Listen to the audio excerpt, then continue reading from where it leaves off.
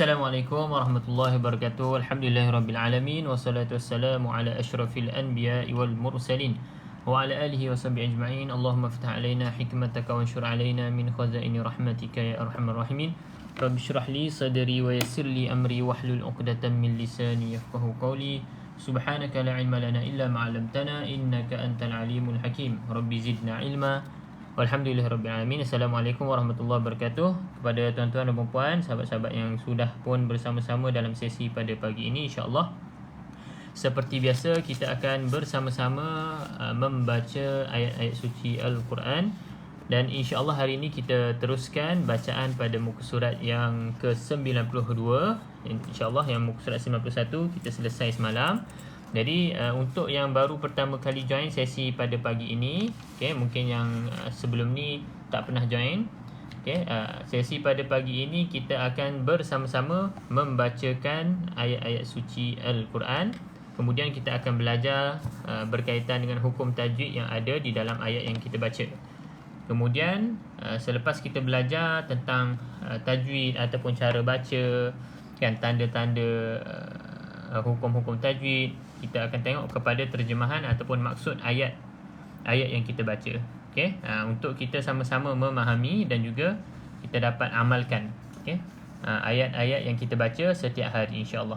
Jadi tuan-tuan dan puan yang baru pertama kali join boleh follow TikTok, insya-Allah ada lagi video-video yang bermanfaat untuk tuan-tuan dan puan lihat, dan juga boleh join lah secara istiqamah, konsisten, insya-Allah. Semoga tuan-tuan dan puan diberikan kelapangan waktu untuk sama-sama join sesi pagi setiap hari Isnin sehingga hari Jumaat. Setiap hari Isnin sehingga hari Jumaat jam 9 hingga 10 pagi, insya-Allah.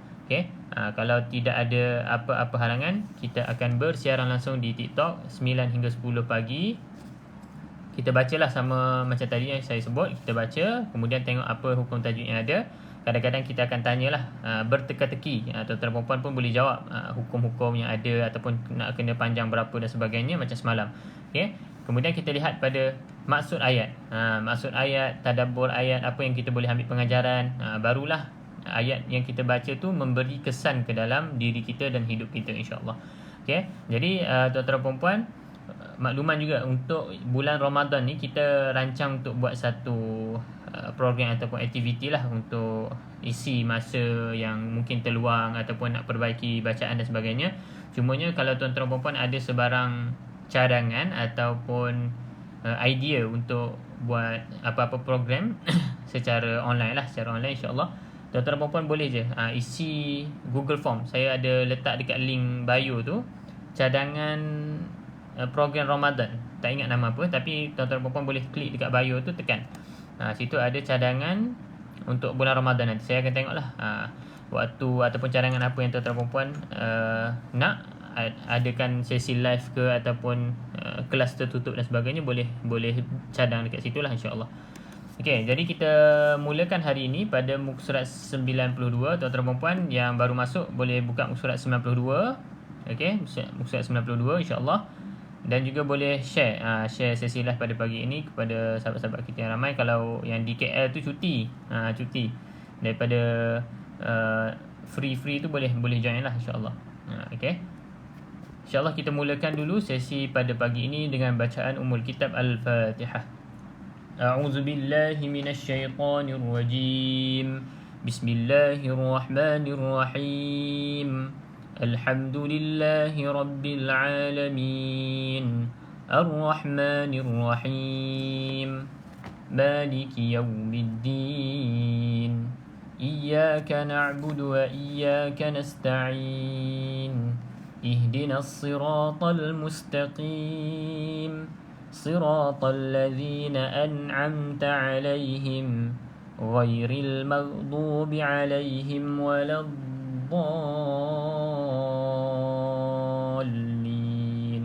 Amin. Amin ya rabbal alamin.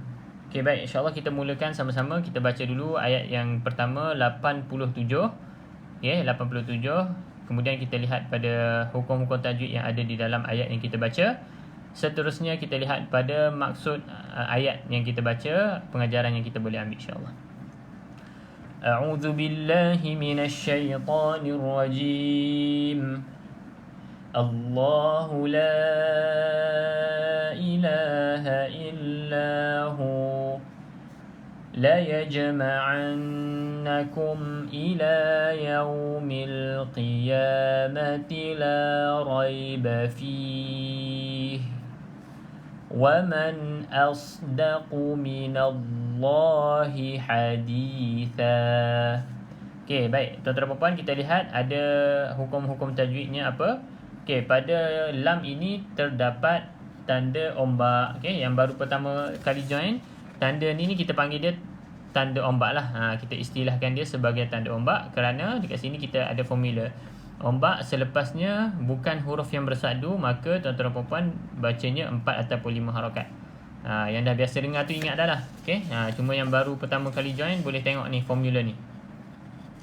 Okey, formula ini ombak selepasnya bukan huruf yang bersabdu, maka tuan-tuan dan puan bacalah 4 ataupun nak baca 5 pun boleh, 5 harakat. Okey, bergantung pada nafas masing-masing lah. Kalau nafas panjang boleh baca 5, kalau kurang sikit boleh baca 4.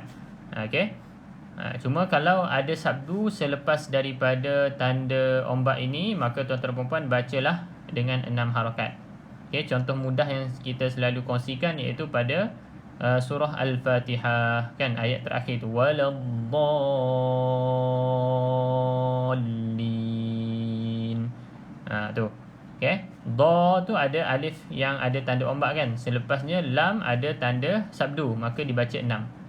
Okey, itu formula dia. Ingat yang ni, insya-Allah tuan-tuan dan puan boleh praktikkan dalam majoriti ayat yang tuan-tuan dan puan baca dalam Al-Quran. Okey. Baik. Jadi kita baca dekat sini jadinya berapa harakat? 4 ataupun 5 harakat. Okey.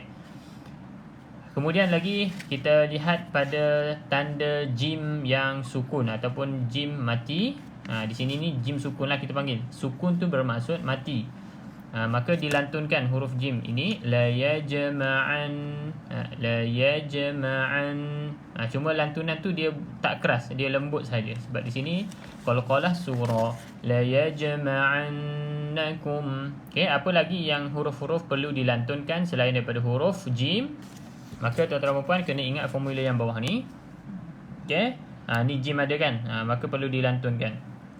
Ba sukun, dal sukun, qaf sukun dan juga huruf ta sukun. Okey, jadi 5 huruf ini saja tuan-tuan dan puan bila bertemu dalam keadaan mati maka perlu dilantunkan. Okey, perlu dilantunkan. Okey, itu saja. Kalau ada huruf dad, huruf za, huruf nun mati, dia tidak perlu dilantunkan. Sebab apa? Sebab tak termasuk dalam kategori ini. Qalqalah, kita namakan dia sebagai qalqalah. Okey. Formula untuk tuan-tuan dan puan mudah ingat. Baju daqata. Ba ni huruf ba lah. Ju ni huruf jim. Da ni huruf dal yang ni. Qaf ni huruf qaf. Kalau ta huruf ta lah. Cuma dekat sini hati-hatilah, kadang-kadang tu dia ingat formula ni baju daqata. Kadang-kadang dia ingatkan qa ni qa huruf kaf. Di sini kita tulis Q. Kalau Q ni bermaksud huruf qa lah, dia lebih tebal. Qa. Kalau kaf K kita biasa guna. Okey, jelas dekat situ la yajma'annakum. Okey, so yang seterusnya nun yang bersabdu dan juga mim yang bersabdu. Kalau sini contohnya nun yang bersabdu sajalah. Nun bersabdu ataupun mim yang bersabdu, kedua-duanya tuan-tuan dan puan kita panggil idgham wajibul gunnah. Wajibul gunnah bermaksud kita wajib dengung pada perkataan tersebut, pada huruf tersebut. Jadi dengungnya di sini 2 harakat. Dua harakat. La yajma'annakum. Okey. Sebenarnya untuk tajwid ini insya-Allah mudah saja tuan-tuan dan puan. Kita ulang benda-benda yang sama saja. Untuk nama tu tak penting lah. Yang pentingnya tuan-tuan dan puan baca bertajwid. Maksudnya baca dengan tajwid yang betul. Okey, lagi kemudian lam ada tanda mati, kita panggil dia alif lam qamariyah. Kerana apa? Kerana ada satu lagi bentuk lam yang kosong. Maksudnya tidak ada tanda. Kalau dalam mushaf tuan-tuan dan puan ada color-color macam ni, lam yang kosong tu diwarnakan dengan warna kelabu. Dia tak contoh dekat sini. Kita tak jumpa nanti nanti. Cumanya lam yang ada tanda mati bermaksud huruf lam tersebut perlu dilafazkan di dalam kalimah tersebut, di dalam bacaan lah, ila yaumil qiyamah. Okey, itu maksud dia. Baik, semalam juga kita ada sentuh, tak silap semalam kita ada sentuh berkaitan dengan huruf lin. Apa itu huruf lin? Huruf waw ataupun huruf ya yang ada tanda sukun ataupun tanda mati. Jadi dekat sini kita tak perlu panjang kecuali bila mana kita nak berhenti. Contohnya kita nak berhenti pada ila yaum, contohlah. Tapi kalau nak berhenti kat sini tak berapa sempurna dari segi maksud. Jadi ila yaum cuma nak bagi tahu dari segi tajwidnya, kalau berhenti barulah kita panjangkan. Kalau tak berhenti ila yaumil qiyamah sahaja. Kalau berhenti barulah dia akan wujudnya kita panggil madlin, ila yaum. Okey, madlin ni berapa harakat? Madlin sama dengan mad arid disukun. Panjangnya ingat tuan-tuan dan puan, 2, 4 ataupun 6 harakat. Berlaku bila mana waqaf sahaja. Jadi kalau tuan-tuan dan puan baca macam tadi ila yaumil qiyamah, maka tak perlu panjang lah. Okey, la raiba fiha. Okey, di sini tuan-tuan dan puan dapat lihat ya yang kosong. Kalau tadi ya ada tanda mati, maka perbezaan antara dua ini adalah ini huruf mad kita panggil, ini huruf lin. Jadi huruf mad ni memang kena bacanya panjang. Cuma bila berada di, kita nak berhenti pada perkataan ini, boleh panjang macam mad lin tadi. 2, 4 ataupun 6 harakat. Okey, fi boleh panjang. Ni mad arid disukun lah nama dia. Okey, man wa man asdaqu. Okey, dekat sini tuan-tuan dan puan, nun ni ada tanda sukun ataupun mati, maka kita lihat pada formula yang kedua. Formula kedua tu apa? Yang inilah bawah ni. Nun ada tanda mati, maka dibaca izhar jelas dan kita tidak boleh dengung. Okey. Ni di sini ni insya-Allah semua dah boleh faham, jelas. Kemudian dekat sini saya nak tuan-tuan dan puan berhati-hati bila mana menyebut huruf hamzah selepasnya ada huruf isti'la ataupun huruf sad. Okey, sad. Maka apa yang perlu diperhatikan adalah huruf hamzah. Kebiasaan pelajar-pelajar akan menebalkan huruf hamzah di sini. Contoh tebal tu macam mana? Wa man asdaqu, wa man asdaqu. Huruf a ni ditebalkan menjadi o. As. Wa man as. Itu hamzah tebal. Hamzah ni tidak tebal. Maka perlu jelaskan a. Sad baru tebal. Wa man else, else, wa man else. Bezakan sedikit di situ, ya, tuan-tuan dan puan. Terutama bila macam inilah huruf yang tidak tebal bertemu dengan huruf tebal ni. Huruf sad ada isti'la. Wa man asdaqu minallah. Okey, pastikan sebutan a bukan o. Os. Selalu juga orang sebut os. Sebab apa? Sebab sad ni tebal. Tetapi sebenarnya sad ini tidak mempengaruhi hamzah ataupun huruf sebelumnya. A tu tetaplah bunyinya a. Dia tak boleh bunyi lain. Macam tu. Kena berhati-hati pada perkataan sebegini, insya-Allah. Baik, kita lihat pada terjemahan ayat, maksud ayat insya-Allah.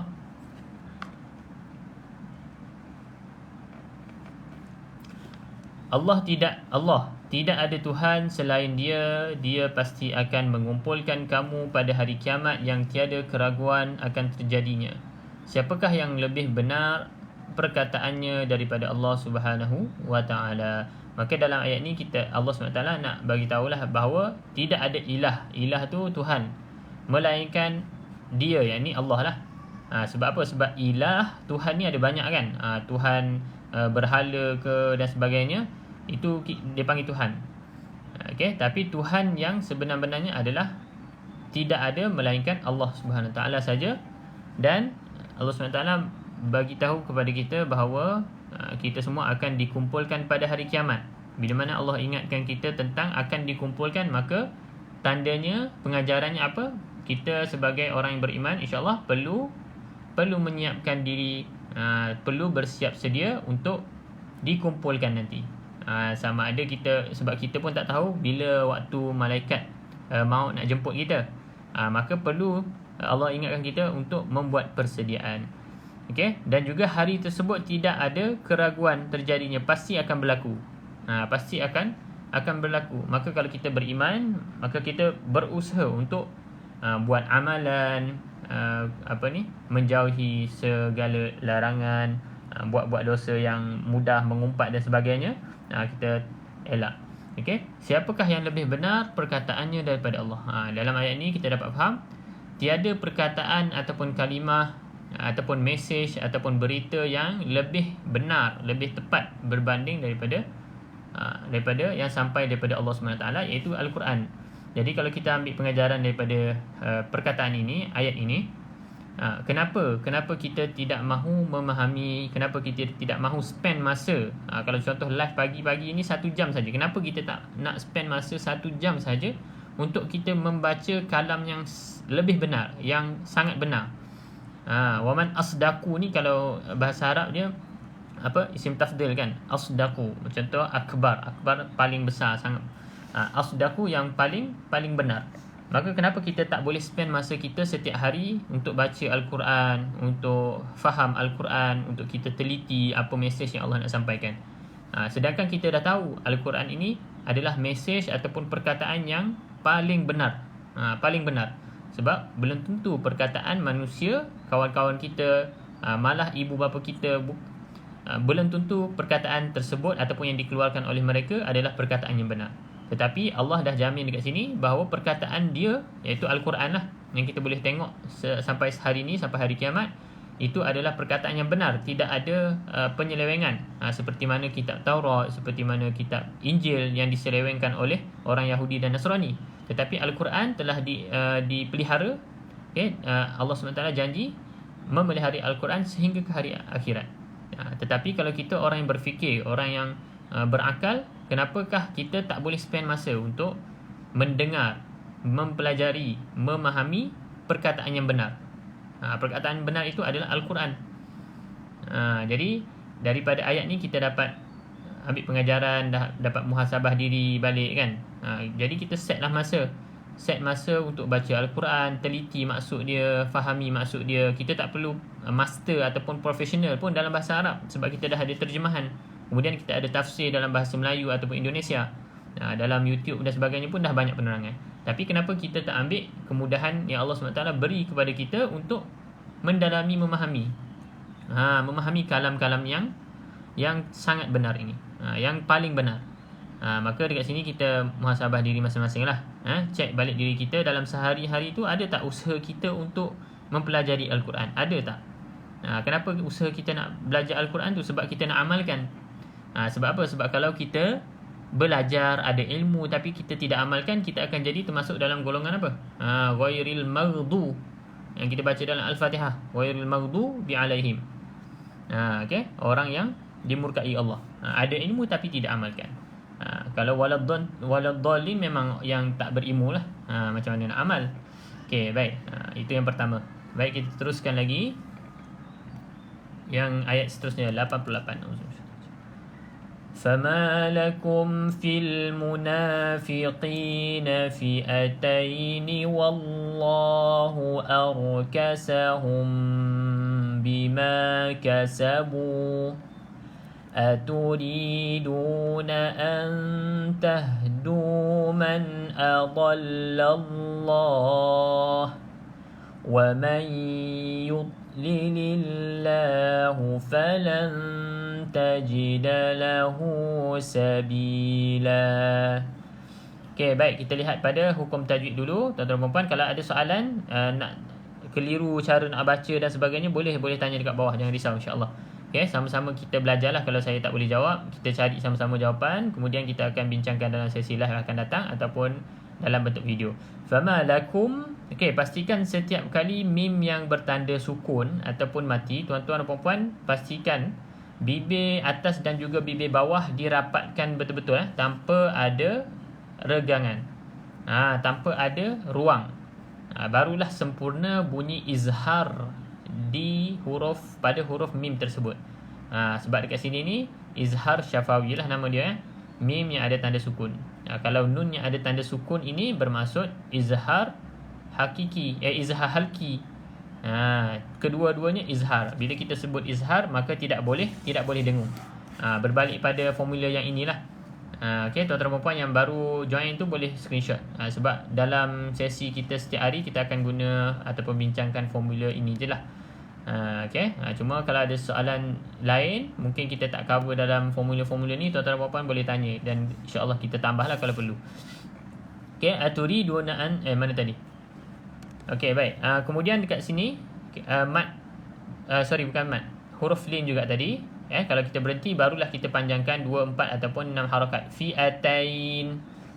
Barulah dia jadi mad lin. Kalau kita tak berhenti dia akan jadi huruf lin saja, tidak ada mad. Sebab apa? Sebab mad tu bermaksud panjang. Okey, kemudian tuan-tuan dan puan, mim yang kosong terus ingat dalam kepala, mim kosong maksudnya tidak ada tanda mati. Macam tadi ni ada mim ada tanda mati. Tapi kalau mim yang kosong, ingat terus dalam kepala tuan-tuan dan puan, perlu baca dengan dengung. Okey, perlu baca dengan dengung. Formula yang pertama ni. Formula yang pertama ni, mim kosong. Terus baca dengung. Tapi kalau nun kosong, tengok dulu selepasnya ada tak huruf lam ataupun ra. Kalau tidak ada, maka dengung. Maksudnya huruf selain daripada lam ra lah. Kalau selepas nun kosong ada huruf lam ataupun ra, maka tuan-tuan dan puan tidak boleh dengung. Okey, itu saja. Ingat untuk formula yang pertama. Jadi yang ini pun tuan-tuan dan puan kena rapatkan bibir atas bibir bawah, tetapi tak perlu tekan, arkasahum itu tekan. Kalau tak perlu hanya sentuh saja bibir atas bibir bawah. Wallahu arkasahum bima dia bunyi lebih ringan lah kalau tuan-tuan dan puan tidak tekan. Sebab sini tak perlu tekan. Di sini ikhfa syafawi nama dia. Okey, baik. Seterusnya nun kosong kita dah sebut tadi, ikut formula yang pertama. Okey, kalau selepasnya huruf selain lam ra maka perlu dengung. Di sini ikhfa hakiki, antahdu. Okey. Adallallah. Okey, perkataan Allah special tuan-tuan dan puan, walaupun tidak nampak ada huruf mad, tetapi wajib dipanjangkan sama ada 2, 4 ataupun 6 harakat. Sebab apa? Sebab di sini pun kita panggil dia ma'arid li sukun. Adallallah. Okey, wa may yudlilillah pun sama juga. Tuan-tuan dan puan nampak je nun kosong, maka ikut formula yang pertama tadi. Selepasnya bukan lam ataupun ra, okey, kedua-duanya maka perlu didengungkan. Okay, cuma dekat sini wa may masukkan ke dalam huruf ya. Di sini idgham ma'al gunnah. Di sini tak perlu masuk, hanya sebahagian saja dimasukkan, iaitu ikhfa, hukum ikhfa di sini. Samar. Falan tajida lahu. Okey. Jadi kedua-duanya perlu didengungkan 2 harakat. Okey, kemudian tuan-tuan dan puan nampak huruf waw kecil. Okay, bila huruf waw kecil ke huruf waw besar ke, bermaksud kena dipanjangkan 2 harakat juga. Tajidalahu dekat sini kita panggil dia bukan mat asli kat sini ni. Sebab dia bukan mat yang secara aslinya, tapi di sini mat silah qasirah. Falan tajidalahu sabila, la 2 harakat. Okey. Baik, selesai hukum tajwid yang ada dalam ayat 88. Kita pergi kepada terjemahan ayat. Maka mengapa kamu yakni berpecah menjadi 2 golongan? Okay, apa nota dekat sini saya bacakan dekat bawah. Golongan orang mukmin yang membela orang munafik dan golongan orang mukmin yang memusuhi mereka dalam menghadapi orang-orang munafik, padahal Allah telah mengembalikan mereka kepada kekafiran disebabkan usaha mereka sendiri. Jadi dalam ini maksudnya mengapa kamu berpecah menjadi 2 golongan? Maksudnya satu golongan yang berpendapat bahawa boleh membunuh orang munafik, boleh memerangi orang munafik dan bunuh. Tapi satu lagi golongan yang mengatakan jangan bunuh orang munafik ni, tak boleh bunuh. Itu maksudnya menjadi 2 golongan yang berselisih lah, sama ada boleh ataupun tidak boleh. Padahal telah mengembalikan mereka kepada kekafiran disebabkan usaha mereka sendiri, disebabkan tangan-tangan orang munafik itu sendiri. Adakah kamu bermaksud memberi petunjuk kepada orang yang telah dibiarkan sesat oleh Allah? Sebab apa? Sebab bila mana orang ataupun satu golongan itu disesatkan oleh Allah SWT, maka tidak ada yang boleh memberi petunjuk. Sebab apa? Kerana hidayah taufik itu milik Allah SWT secara mutlak. Yang kita boleh bagi hidayah apa? Hidayah ilmu, iaitu kita sampaikan kepada orang berdasarkan ilmu yang kita pelajari daripada sumber-sumber yang sahih. Tapi kalau hidayah taufik hanya milik Allah SWT untuk berikan kepada hamba-Nya yang dia kehendaki. Maka kalau kita sebagai orang yang beriman, kita sampaikan sesuatu kebaikan, kita berdakwah kepada ahli keluarga kita, kawan-kawan kita yang lain yang bukan muslim dan sebagainya, maka kita tidak boleh memastikan dia untuk menerima ajaran Islam. Tetapi kita hanya boleh menyampaikan saja. Sebab kita hanya ada kuasa hanya berupaya untuk menyebarkan orang panggil hidayah ilmu, bukan hidayah taufik.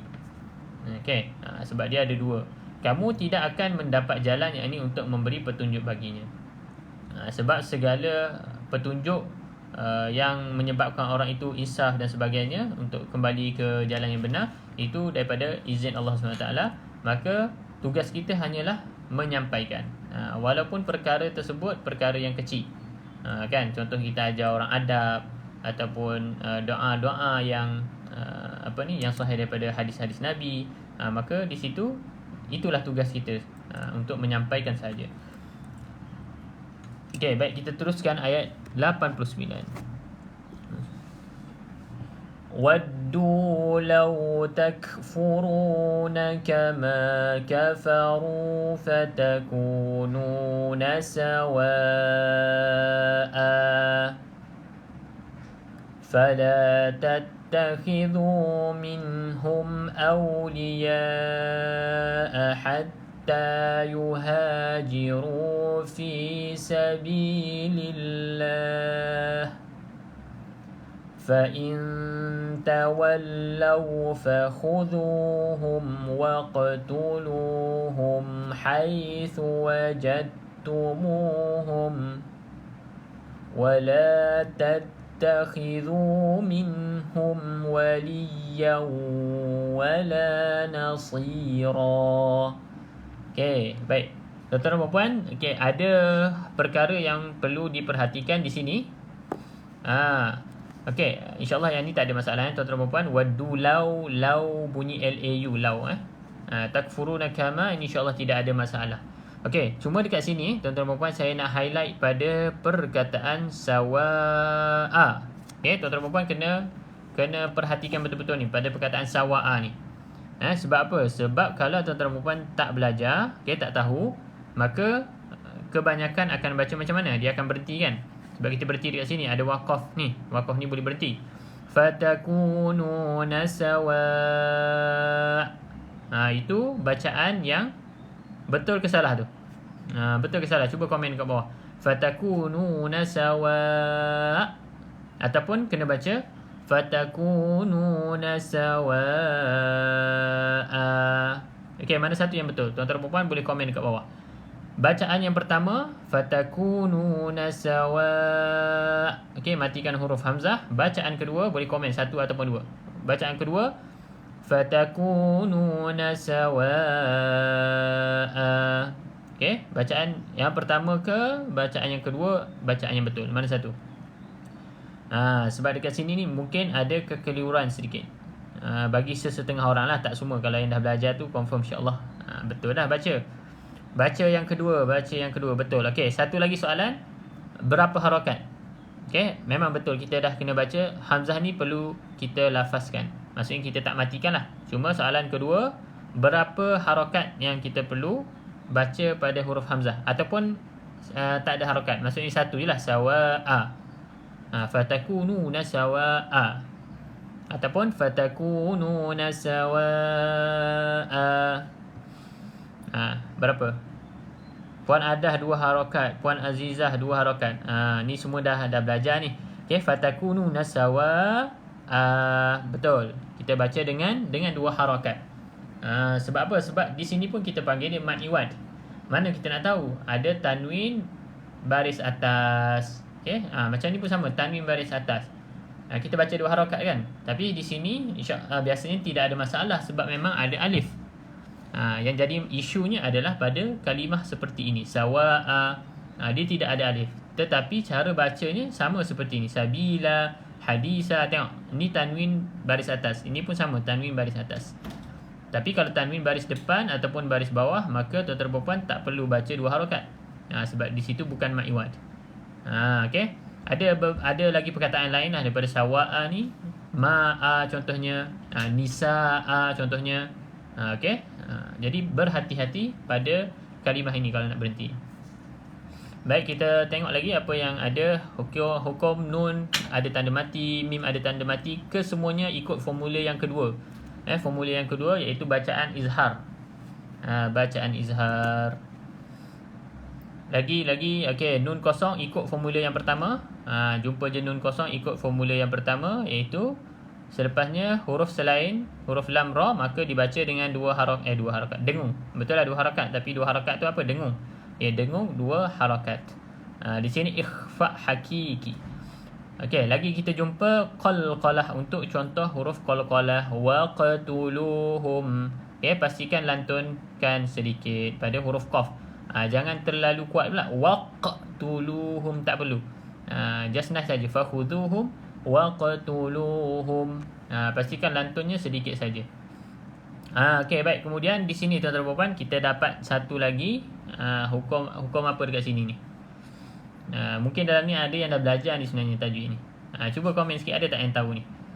Huruf dal bertemu dengan huruf ta ni. Biasakah kita jumpa huruf huruf nun mati ataupun tanwin kan bertemu dengan huruf ta ke huruf za ke huruf lain-lain itulah. Tapi kali ni huruf da ni. Apa nama hukum ni? Idgham mutajanisain kot. Betul ke? Idgham mutajanisain ke? Yang lain cuba try jawab. Kalau yang boleh ingat nama tu maksudnya memang dah mahir dah tu sebenarnya. Dia betul, dia memang hukum apa panggil ni? Idgham. Idgham di bawah hukum idgham. Yang bawah hukum idgham tu ada 3 jenis kan? Idgham mutamasilain, idgham di sini. Idgham mutajanisain yang macam puan ada sebut, ataupun idgham mutaqaribain. Kalau kita sebelum ni kita dah jumpa contoh, sebenarnya kita dah jumpa juga yang ni. Cuma yang kerap kita jumpa adalah idgham mutamasilain, iaitu huruf yang kosong yang pertama bertemu dengan huruf yang kedua tu adalah huruf yang sama kan. Contoh hari tu huruf mim dengan mim. Lagi contoh hari tu kita jumpa huruf lam dengan huruf lam. Maka di situ kita tahulah idgham mutamasilain. Sebab dia huruf yang sama.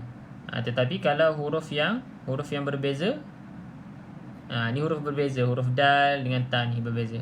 Yang lain tak berani nak jawab lagi tak apa, mungkin tak tahulah kan, sebab mungkin tidak tahu. Okey, tak apa. Jadi kalau tak tahu boleh dengar betul-betul. Okey, boleh catatlah dekat mana-mana, nak ingat pun boleh. Okey, maka dekat sini betul lah jawapan puan Adah tadi. Idgham mutajanisain. Kita panggil idgham mutajanisain. Iaitu huruf yang berhampiran jenis. Mutajanisain tu jenis lah, jenis. Dah jadi bahasa Melayu kan. Iaitu apa ciri-ciri dia adalah 2 huruf ini mempunyai makhraj. Okey, makhraj tu apa? Makhraj itu tempat keluar huruf ni. Untuk huruf hijaiyah ni dia ada tempat keluar kan. Tempat keluar dia dekat lidah ke, mulut ke dan sebagainya. Boleh tengok, tuan-tuan dan puan boleh tengok dekat video dalam TikTok ni ada penerangan secara ringkas berkaitan dengan makhraj huruf. Boleh tengok di situ. Tengok dekat situ huruf dal dengan ta ni keluar pada tempat yang sama ke tidak. Saya bagi jawapan lah, memang sama. Sebab itulah dia termasuk dalam idgham mutajanisain, iaitu huruf yang keluar kedua-dua ni, dal dan ta, keluar pada makhraj yang sama, tapi yang bezanya adalah sifat dia. Contoh mudah, huruf dal ni ada sifat apa kita panggil? Qalqalah. Kan? Ni ada huruf dal kan dalam qalqalah ni. Qalqalah ni sebenarnya sifat. Maka dal ada qalqalah, tetapi huruf ta ni tidak ada sifat qalqalah. Lagi satu sinonim ataupun huruf yang perumpamaan bagi idgham mutajanisain. Tuan-tuan dan puan ingat macam ni je.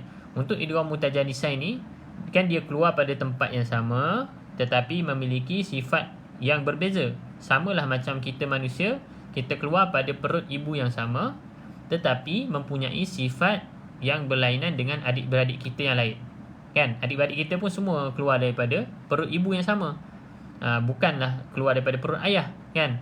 Jadi tempat keluar sama, tetapi mempunyai sifat yang berbeza. Mungkin kita ni suka suka makan pedas, adik kita yang lain tak suka makan pedas. Contohnya macam tu. Itulah perumpamaan untuk idgham mutajanisain. Contoh mudahlah untuk tuan-tuan dan puan faham. Itu secara teorinya. Tapi yang lebih penting adalah cara bacanya. Okey, cara bacanya macam mana? Kita nak kena masuk secara sempurna ke dalam huruf ta, ataupun kena raikan huruf dal sekali. Faham tak soalan dia?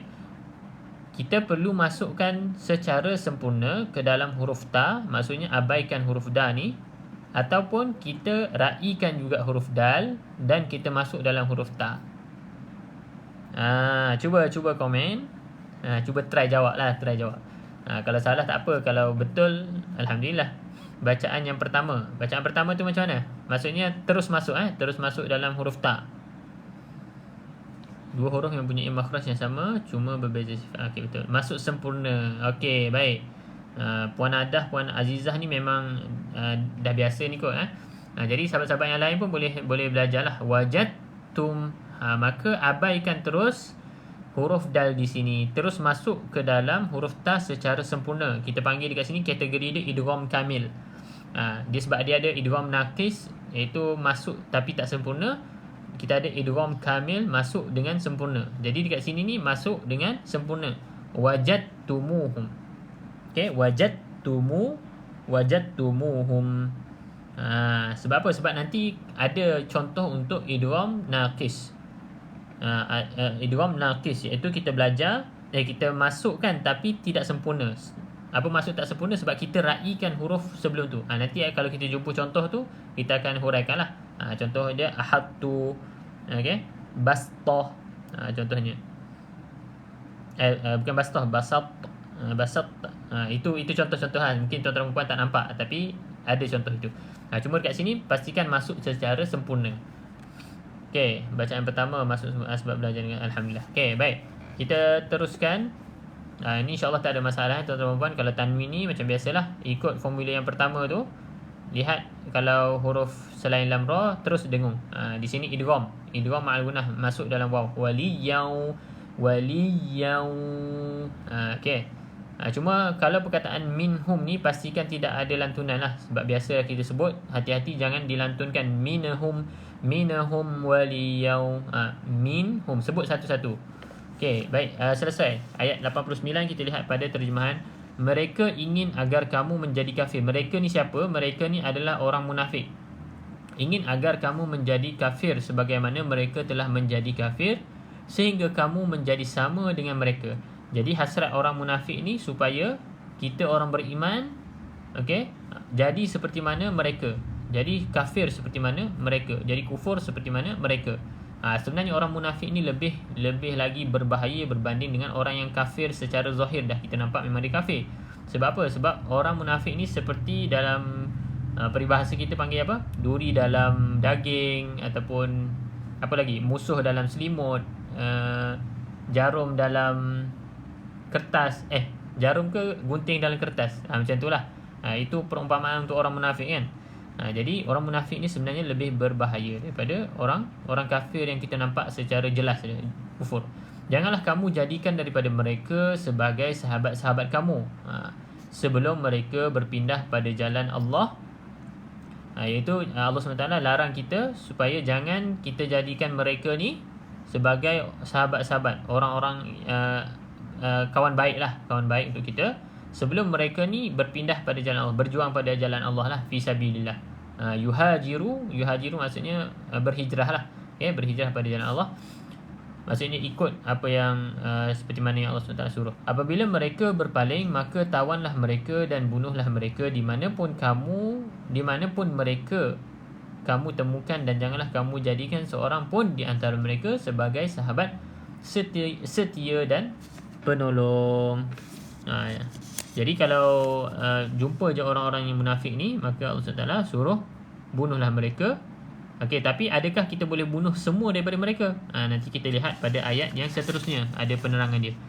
Cuma tadi ada panjang untuk huraian yang ni, mereka yang berpaling ni. Kita baca sikit lah, ada nota dia ni. Diriwayatkan bahawa beberapa orang Arab datang kepada Rasul di Madinah ditimpa demam di Madinah. Kerana itu mereka kembali kafir, lalu mereka keluar dari Madinah. Kemudian mereka berjumpa dengan sahabat Nabi. Lalu sahabat menanyakan sebab-sebab mereka meninggalkan Madinah. Ni saya baca dekat sini. Nota dia dekat muka surat sebelah. Mereka berjumpa dengan meninggalkan Madinah. Mereka menerangkan bahawa mereka ditimpa demam Madinah. Para sahabat berkata, mengapa kamu tidak mengambil teladan yang baik daripada Rasulullah? Para sahabat terbahagi kepada dua golongan dalam hal ini. Yang sebahagian berpendapat bahawa mereka telah menjadi munafik, sedang yang sebahagian lagi berpendapat bahawa mereka masih Islam. Lalu turunlah ayat ini yang mencela kaum muslimin kerana menjadi dua golongan itu dan memerintah agar orang Arab ditawan dan dibunuh jika mereka tidak berhijrah ke Madinah kerana mereka disamakan dengan kaum musyrikin yang lain. Ni asbab salah satu daripada pendapat asbabun nuzul ayat yang kita baca tadilah. Okey, tentang orang muslim yang terbahagi kepada dua kelompok, yang ikut bersama-sama berhijrah dan juga ada yang kembali ke Mekah kan, yang berpaling. Yang tu yang kita baca tadi tu, yang berpaling tu. Maka ada yang pendapat bahawa boleh bunuh orang yang berpaling tadi tu. Tapi kita lihat nanti adakah boleh bunuh semua ataupun tidak. Kita teruskan ayat 990. Oh sorry.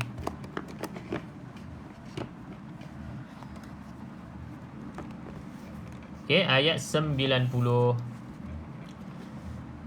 إلا الذين يصلون إلى قوم بينكم وبينهم ميثاق أو جاءوكم حصرت صدورهم أن يقاتلوكم أو يقاتلوا قومهم ولو شاء الله لسلطهم عليكم فلقاتلوكم.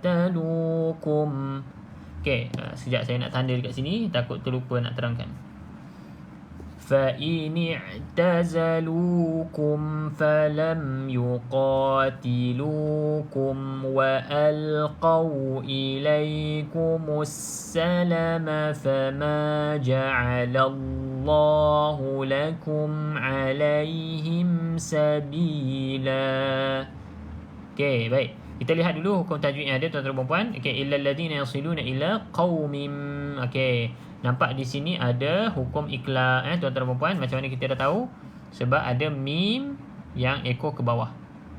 Okey, mim ekor ke bawah. Maka dekat sini kalau saya baca rapat je terus, bibir atas bibir bawah, qaumim, baca dengung ni.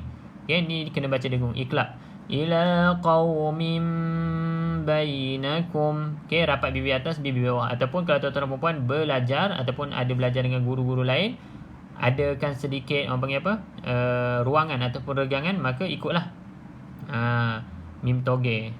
Mim toge. Ikutlah, betul. Nampak macam bentuk toge kan? Betul lah tu. Ila qaumim bainakum. Jadi tuan-tuan dan puan-puan tahulah. Jadi dengung dua harakat dekat sini. Wa bainahum mitsaq. Okey, ni kena tutup rapat mulut juga kan, sama. Tetapi tekankan sedikit sebab selepasnya huruf mim yang bersabdu ni. Wa bainahum. Cuma dekat sini menariknya tuan-tuan dan puan-puan, kita boleh sebut ada tiga hukum tajwid dekat sini. Kita boleh sebut dia wajibul gunnah sebab mim ada tanda sabdu.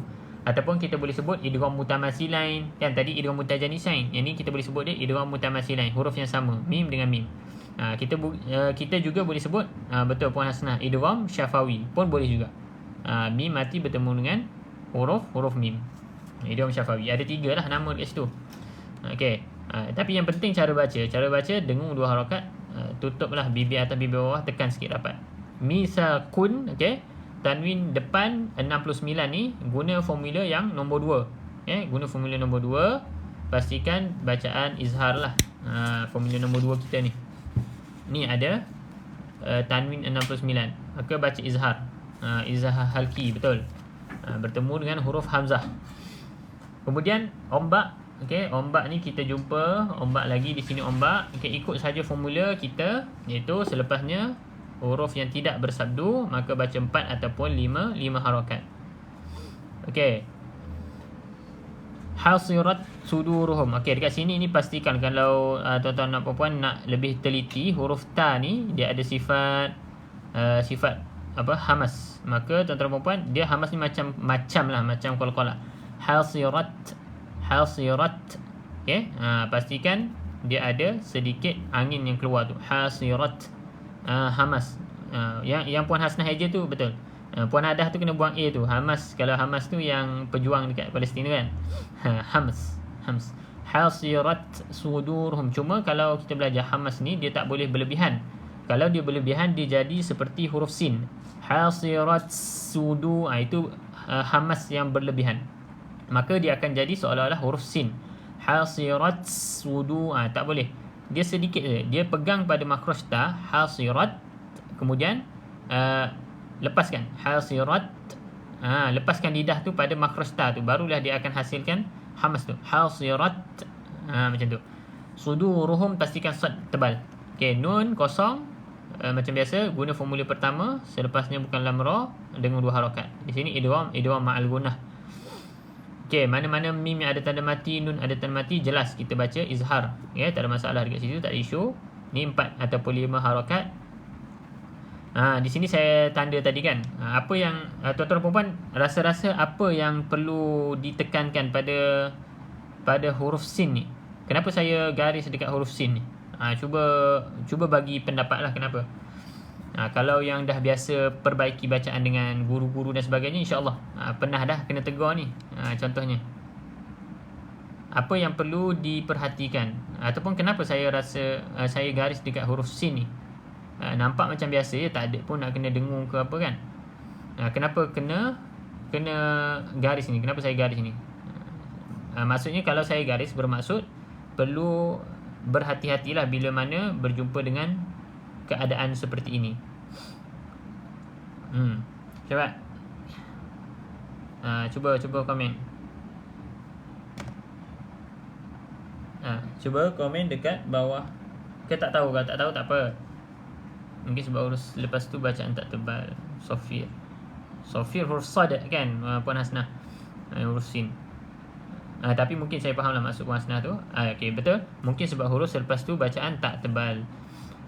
Okey, jadi kebiasaannya dekat sini bila huruf ta ni ada dekat-dekat dengan huruf yang nipis. Ta ni kan tebal, ada sifat isti'la. Maka boleh jadi bacaan sin ni jadi huruf sad. Iaitu Allahu la sallatahum jadi sad. Sebab apa? Sebab ada huruf ta ni. Tapi hati-hati kat sini la sallatahum. Yang tebalnya ta bukan huruf sa. Maka berhati-hatilah ketika ada perkataan atau keadaan macam ni. Okey. Qaumahum walau sya'allahu la sa. Hulasa bukan hulasa. Kalau sa itu dah huruf sad. Hula salla pastikan jelas huruf sa. Itu je lah sebenarnya. Tak ada pun yang susah, cuma kena berhati-hati. Okey, kemudian fa ini i'tazalukum. Dekat sini tuan-tuan dan puan-puan dapat lihat ada contoh hamzah wasal. Hamzah yang tidak ada alif ni, macam alif ni kan, tapi kepala dia kepala sad. Maka dekat sini kalau sambung, okey, fa ini i'tazalukum, tak perlu dibaca ataupun dilafazkan huruf hamzah wasal ni. Okey, abaikan saja. Baik, okey, baik, terus lagi. Ni lam kosong kita sebut tadi kan, contoh atas tadi alif lam qamariyah. Yang bawah ni lam kosong, alif lam syamsiyah. Ilaikumus salama.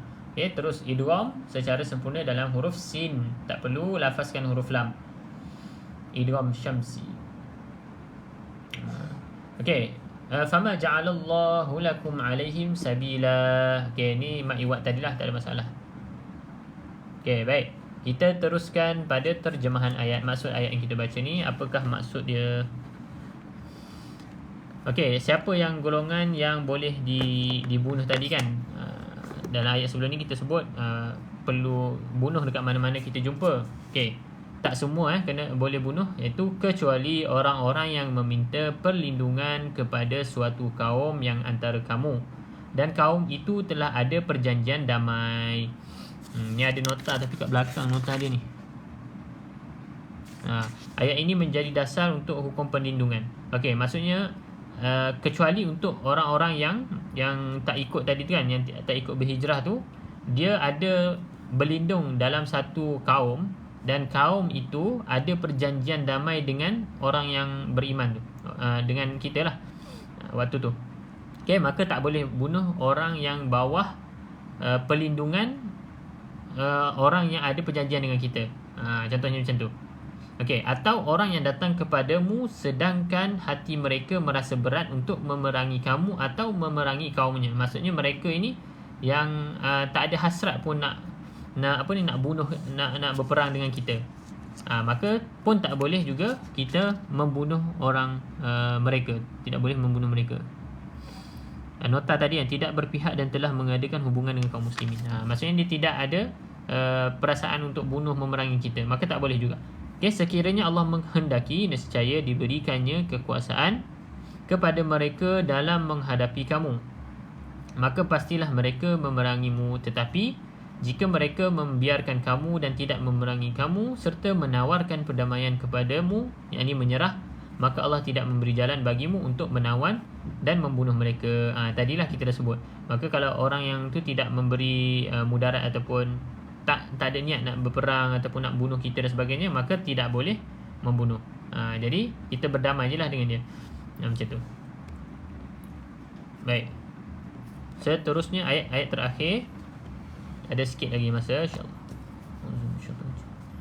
ستجدون آخرين يريدون أن يأمنوكم ويأمنوا قومهم كلما ردوا إلى الفتنة أركسوا فيها فإن لم يعتزلوكم ويلقوا إليكم السلم ويكفوا أيديهم فخذوهم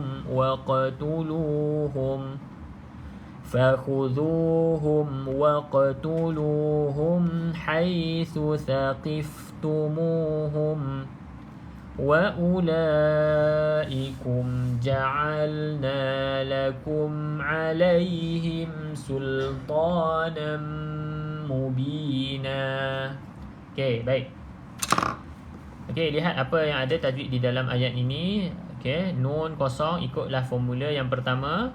Okey, ini pun sama, nun kosong ikut formula yang pertama. Di sini dengung 2 harakat, di sini tak boleh dengung kan?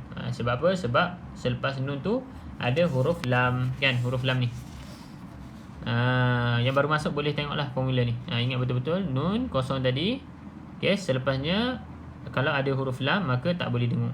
Kalau tidak ada, maksudnya huruf selain lam ataupun ra, maka boleh dengung. Okey, baik, dekat sini yang tadi dengung 2 harakat idgham ma'al gunnah, di sini idgham juga tetapi bila gunnah, iaitu tanpa dengung. Okey. Fa illam ya'tazilukum wa yulqu, ombak lagi. Ombak lagi kena ada 4 ataupun 5 harakat, sebab selepasnya bukan huruf yang bersabdu. Maja'is munfasil ilaikumus salam. Ini pun terus masuk dalam huruf sin. Wa yakuffu aydiyahum aydiyahum fakhuduhum waqtuluhum. Lantunkan sedikit pada huruf qaf. Qalqalah ada 5 huruf sahaja. Baju dah kotor. Okay, tuan-tuan dan puan ingat ni. Baju dah kotor formulanya. Jadi ada 5 sahaja. Ba, jim, dal, qaf dan juga huruf ta. Qalqalah sughra. Ya betul Puan Hasnah. Idgham ma'al gunnah naqis. Ada tambahan naqis itu detail dia lah kan. Tapi kalau yang tak biasa lagi, kita panggil idgham ma'al gunnah saja. Haisu saqiftumuhum, pastikan mim yang ada tanda mati, maka dijelaskan. Okey, izhar. Okey, cuma kalau tuan-tuan dan puan nak praktikkan satu hukum, kita panggil hukum bacaan ra. Mana tadi? Ni dekat sini ni. Hukum bacaan ra di sini. Okey, ilal fitnati urkisu fiha. Di sini hukum bacaan ra kita panggil adalah bacaan ra tebal. Ra tebal kat situ tu. Urkisu. Sebab apa? Sebab sebelum huruf ra ada huruf yang berbaris di hadapan. Mana-mana kalau huruf ra sukun, sebelumnya huruf berbaris di hadapan ataupun berbaris di atas, maka tuan-tuan dan puan-puan baca dengan tebal. Betul. Ra tafkhim. Nama dia Arab dia tafkhim, iaitu bacaan tebal. Urkisu fiha. Kalau tuan-tuan dan puan baca urkisu, itu nipis. Urkisu, itu bacaan nipis. Ada senyuman kat mulut. Urkisu fiha, tebal. Itu salah satulah daripada sebab hukum bacaan ra ni ada beberapa keadaan lah, condition yang perlu kita baca tebal ataupun nipis. Kalau nipis kita panggil tarqiq. Itu bacaan nipis. Okey, lagi wa ulaikum ja'alna lakum alaihim sultanan mubina. Okey, dekat sini waw yang bertanda tanda bulat ni. Tuan-tuan dan puan-puan tak pasti pernah dengar ke tak, kita ada namanya sifir. Dia bahasa Melayu SIFR lah. Sifir mustatil ataupun sifir mustadir. Kalau ni kita panggil sifir mustadir. Itu kita baca, abaikan saja dalam bacaan. Tak perlu baca panjang, tak perlu tak perlu dipanjangkan lah. Wa ulaikum kita tak baca wa ulaikum. Sebab apa? Sebab ada ni tanda bulat, sifir mustadir. Sebab kalau sifir mustadir ni kalau kita jumpa, sama ada kita nak wasal ataupun kita nak baca panjang, nak sambung ataupun kita nak berhenti, kedua-duanya kita baca pendek, tak perlu panjangan. Tapi kalau satu lagi nama dia sifir mustatil, kalau kita wasal, kita sambung, tak perlu baca panjang. Tapi kalau kita nak berhenti, maka kita panjangkan 2 harakat. Tapi kita tak jumpa lagi contoh dalam nanti, insyaAllah ayat-ayat yang seterusnya akan jumpalah. Ni contoh lain lah sifir mustadir ni. Wa yakuffu, kan kalau kita sambung pun kita baca 2 harakat. Wa yakuffu aydiyahum. Kalau kita nak berhenti pun kita baca 2 harakat je. Wa yakuffu. Okey. Okey, seterusnya. Okey, ni wajibul gunah lah. Okey, wajib baca 2 harakat dulu. Okey, itu saja. Kita lihat pada muka 10 dah. Kita lihat pada terjemahan yang terakhir. Kelak akan kamu dapati golongan-golongan yang lain yang menginginkan agar mereka hidup aman bersamamu dan aman pula bersama kaumnya. Setiap kali mereka diajak kembali kepada fitnah, yakni syirik, mereka pun terjun ke dalamnya. Oleh kerana itu, jika mereka tidak membiarkan kamu dan tidak mahu menawarkan perdamaian kepadamu serta tidak menahan tangan mereka, yakni daripada memerangimu, maka tawanlah mereka dan bunuhlah mereka di mana sahaja kamu temui, dan merekalah orang yang kami berikan kepadamu alasan yang nyata untuk memerangi, menawan dan juga membunuh mereka. Okey, yang ini jelas lah.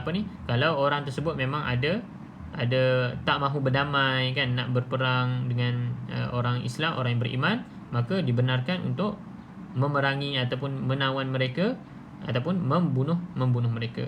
Okey, dia sambunganlah daripada ayat yang kita baca tadi. Jadi untuk hari ini setakat itu saja tuan-tuan dan puan-puan. InsyaAllah segala apa yang kita belajar semoga dapat memberi kesan lah dalam kehidupan kita, dalam jiwa kita. Okay, kita belajar tajwid, kemudian kita lihat apa yang Allah SWT nak sampaikan kan. Wa man asdaqu minallahi hadisa. Okay, perkataan mana yang lebih benar lagi daripada perkataan Allah, maka kita usahalah untuk mempelajari kalam Allah. Sebab kalau kita secara secara normalnya kan, secara normalnya kita fikir kalau itu adalah perkataan yang paling benar, yang tersangat-sangat benar, maka kita akan betul-betul kena faham. Disebabkan itulah kita kena usaha untuk belajar ilmu-ilmu Al-Quran, tadabbur isi kandungannya untuk kita amalkan dalam kehidupan, insya-Allah. Jadi itu saja tuan-tuan dan puan-puan. InsyaAllah kita akan teruskan lagi esok hari Jumaat. Okay? Esok hari Jumaat kita insyaAllah masih lagi akan sama-sama kita sambung surah 93. Tapi Sabtu dan Ahad kita cuti. Tuan-tuan dan puan-puan boleh baca sendiri lah dekat rumah kan, untuk surah yang berikutnya nanti. Cuma esok ada lagi insyaAllah surah 93. Sebab silsilah ni Isnin hingga Jumaat saja, insya-Allah 9 hingga 10 pagi. Satu lagi yang baru masuk, mungkin terlepas yang awal-awal pengumuman tu, kalau ada sebarang cadangan ataupun idea lah untuk program Ramadan, sebab kita dah tak lama, dalam kurang daripada 2 bulan, sebulan lebih lagi kita akan ada masuk bulan Ramadan. Mungkin kita boleh buat satu program ataupun apa-apa yang berkaitan lah, yang dapat bagi manfaat sama-sama, insya-Allah boleh berikan cadangan ataupun idea dekat Google Form. Saya dah letak link dekat bio tu. Okay, tekan je bahagian cadangan program Ramadan. Tak ingat tajuk dia apa, tapi ada perkataan Ramadan tu. Tuan-tuan dan puan boleh share lah idea tuan-tuan dan puan, sama ada kita nak buat talaki ke ataupun nak semak bacaan dan sebagainya. InsyaAllah kita tangguh dengan bacaan tasbih kafarah. Subhanakallahumma bihamdika asyhadu an la ilaha illa anta astaghfiruka wa atubu ilaik. Walhamdulillahirabbil alamin. InsyaAllah kita jumpa esok pada jam yang sama. Saya mohon maaf atas kekurangan sepanjang sesi pada pagi ini. Assalamualaikum warahmatullahi wabarakatuh. Sama-sama. Jazakallahu wa iyyak.